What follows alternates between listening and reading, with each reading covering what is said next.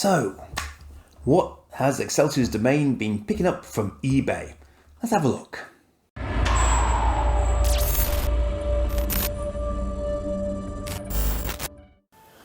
Now then, do you remember this rather curious piece of plastic? This I picked up from Cromford Mills earlier in the summer for, what was it, £2? Something like that. So not sort of anything. And this is an Autobot Pretender. And the Pretender's gimmick was that they looked like humans, yes, because it looks so much like a human. And the Transformer would actually hide inside the Pretender shell. Now, Landmine here, I got without his innards. Because as I say, it was a very random pickup. So he just looks like this on the inside. So he's pretty much something of nothing, almost literally. His arms can move independently, but that's about it. So that's actually all you've got. Now, there will be Terrahawk's pickups in this video, I do promise. But this actually came from the same eBay seller, which is why I'm including it here. And I thought to myself, what were the odds of this? Because I just did what I sometimes do, and I looked at the seller's other items, and one of his other items was this. And I probably wouldn't have immediately recognised him, but that is Landmine. And that is the Autobot that lives inside the Pretender shell, which is also Landmine. So, I haven't even looked at this. I mean, I've literally just got it out of a bag for you to show you.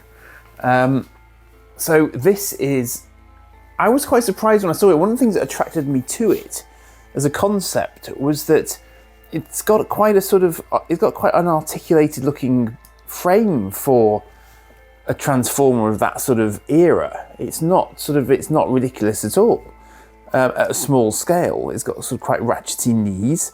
He's got feet that can move a little bit. That's okay. He's got quite decent arms as well. I don't think, actually, the arms are a bit solid. I don't think his arms are actually, no, his arms have no elbows. Oh well. But he looked quite sort of humanoid, so I kind of thought, yeah, that kind of makes sense. Now, I don't even know exactly how he fits into his shell, so I'm going to have to hoof myself up again and just have a look at this, because does his head move? Yeah, his head moves a little bit. Now, he looks to me as if he's got a vehicle alt mode, because he's got wheels at his shoulders. So presumably, do you sort of fold him? I don't know. He folds up kind of this way, and then I'm not really sure how he's supposed to end up. I haven't done any research on this, so I have no idea what he's supposed to look like.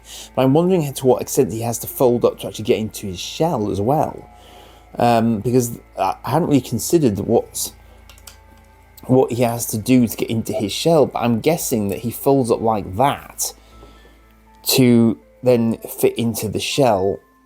Actually, that's the back of the shell, so this way to fit into the shell. And that's why he's quite as flexible as he is. So maybe he sort of goes in like this in order to be able to be entombed into his shell. And that's the only way he can do it, so his arms can't stick out very far. Maybe do his feet even go all the way? Yes, his feet go all the way down, right. So his feet point downwards like that. So he can fit into the sort of the full height of the shell, and then you just tuck him away like that. So that's him safely inside his shell. And yeah, he doesn't really rattle around too much either. So that's what he does on that basis. So yep, happily into his shell. Now, the question that I had then was, what does he actually transform into? Because I think that's got to be a sort of a car alt mode. But his legs don't actually do that much. So maybe I'm overselling him. Maybe he doesn't actually have a sort of full transformation alt mode. I could be wrong. Perhaps I'm wrong. But I mean, it looks like he would do something eventually, doesn't it? But I think in order to figure that one out, I would probably have to go and refer to some source material just to see exactly how he's supposed to transform, because it's not immediately obvious to me what he's supposed to end up looking like, which makes his transformation sequence rather hard to fathom. Even for one that's, relatively straightforward sort of. I don't know if he would he still have been in the 80s? I don't know. It must still be in the 80s, surely, I would have thought. But as I say, I just don't know exactly what he was supposed to end up looking like, which is not really ideal when you're trying to transform something. So maybe that's a little bit of research that I need to do at some point in time. But this was getting towards the end of the sort of the G1 era, I guess. They were obviously casting about for new ways to keep the Transformers current, and this was perhaps the sort of the best kind of idea they could really come up with at this sort of stage. I don't know, but I quite like the robot. I don't even know if he's supposed to come with any guns, or if the guns were just wielded by the Pretender outer shell. But of course, what you do get for your money is basically two for the price of one on that basis, because the shell, I think, could operate independently of the robot, was part of the idea. So the shell could potter about separately to the Autobot inside it, and you'd sort of get extra play value out of it on that basis. So it's a bit of a gimmick, obviously, and it's all very plasticky, but it's a bit of fun, isn't it? So as I say, having just sort of randomly spotted him, I thought it would have been rude not to complete the Pretender. I mean, I'm saying complete him, it's probably not complete, because I know he's missing, I think it was a belt that I noticed last time he was probably missing, and whatever weapon that the Pretender would normally come with. So not full on complete, but more complete than he was. So if I were to move him on, at least I know that I've now got some of his component parts.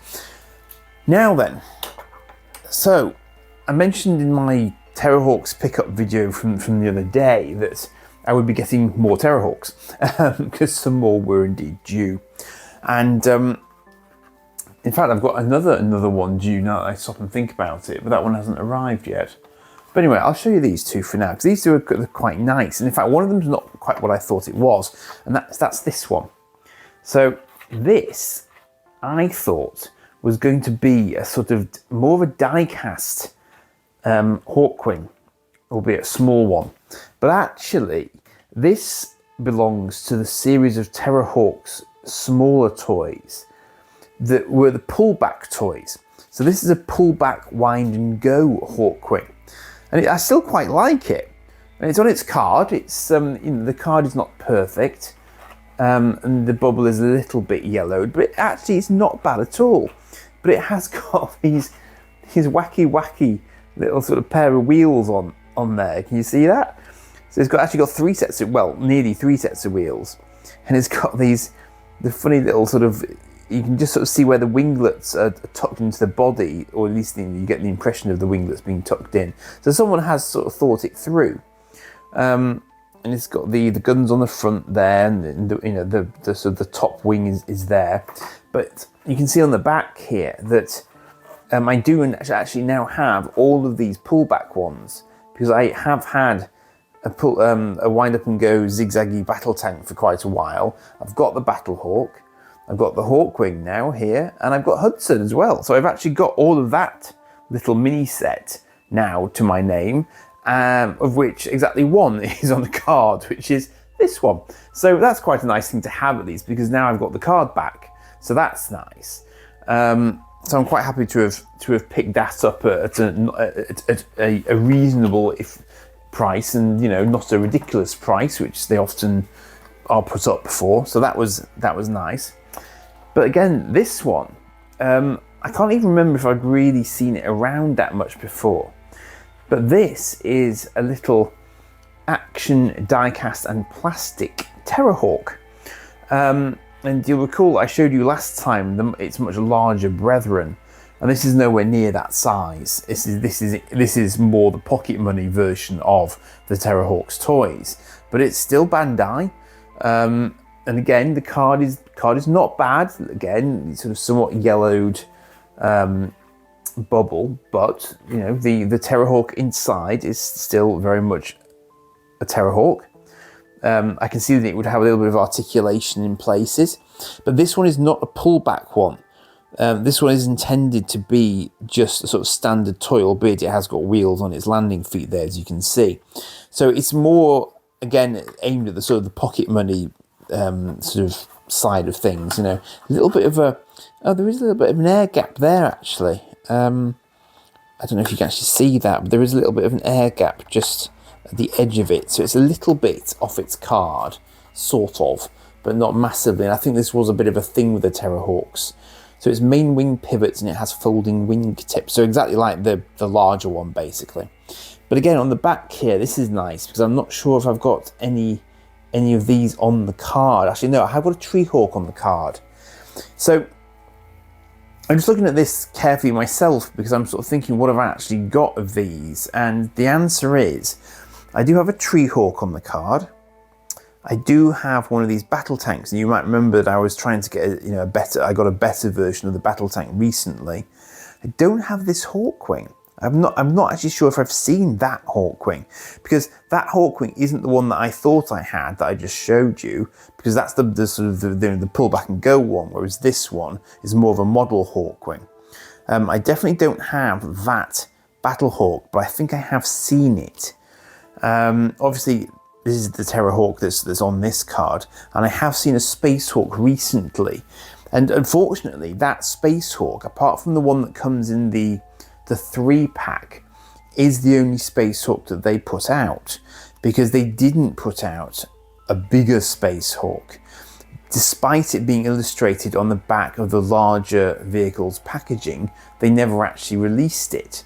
I don't know whether or not there are any sort of prototypes of it out there anywhere, but if there are, then I imagine that they would be extremely rare, because I just don't think it got a commercial release. And I don't know if that's because the interest in the toys was sort of fading by the point they might have released it, or if they just decided to cut the line short for whatever reason. I don't know. I have no sort of solid answer for you for that one, I'm afraid. So you can imagine, though, if you think about the size of this, and you think about the size of that teeny tiny Terrahawk that goes on that Battle Hawk, there's no chance that any of those are going to be findable loose. So really, for a lot of these, I think you're either going to find them on the card, or you're probably going to struggle to find them loose. That being said, I did get my Battle Hawk loose, but that was the wind-up one. It wasn't the one that was pictured on the back of this card, because obviously that's just a sort of a single unit. So yeah, it's kind of interesting, but nice to get examples of both of these types of Terrahawks toys on the card at the same time. I wouldn't really have expected to get that from eBay, as opposed to a full-on auction site that was doing a specialist lot of Terrahawk toys, which of course is where these originally came from. So again, this was just a fraction of what the gentleman got from this overall lot, and these were about the only two I still had a chance to try and pick up, because a lot of the larger ones had already gone. But happily, these were gaps in my own collection. So I am gradually approaching the point where I have quite a complete collection of Terrahawks, well, slightly varying quality, but I've got a reasonable number of them boxed now, which is quite nice. And it's quite I was going to say it's quite a small collection. It's a discrete collection because of the time when they came out, and because they didn't go into the various enemy ships and all this sort of ancillary craft and all the other sort of bits and bats they could have done.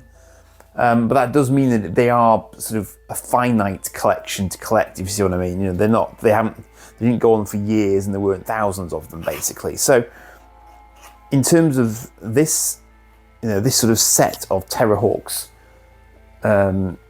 toys, I'm doing pretty well. I mean, I'm probably weakest on these, so I'm going to need to keep an eye out for some of these, because these are clearly the ones that are not coming up very often. So Space Hawk, Hawkwing, and Battle Hawk would be the only three that I don't have now from that range. The other range I have got examples of now. So that's pretty cool. I don't really know how I started collecting these. I mean, I picked a couple up at Doncaster. I think it was the Christmas Doncaster fair when I got these, I think. And so I've just been sort of gradually picking them up when I spot them. And the irony is I tend to spot them and sort of laugh at the prices, but then every now and again somebody will put one on at a more reasonable price, and I'll have a go at it. So I'll keep my eyes peeled anyway, and perhaps eventually I'll have I can show you the entire collection, which would be a nice thing to have pulled together 40 years later. In fact, I recently started rewatching the show on Blu-ray, would you believe? And it's actually really good. It's holding up much better than I thought. I mean, there's this one episode where Neinstein is being poisoned by a gas being released by the blood of a dying monster. And I just thought, that's a really sophisticated concept for a kid's show. You know, he's being poisoned by an aerosol gas being released by the blood of a dying alien. And I thought, that's quite dark for a kid's show, but B, that's actually really nice science fiction. So actually, I think I'm going to quite enjoy watching it. It may get a bit dafter as it goes on, because at some point they must run out of ideas to a certain extent, and it's very much going to be Monster of the Week stuff.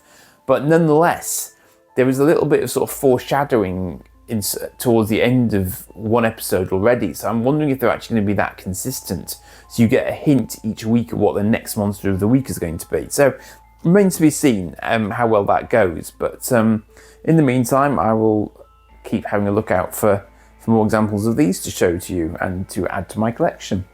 So that's it for that one. Cheers for now.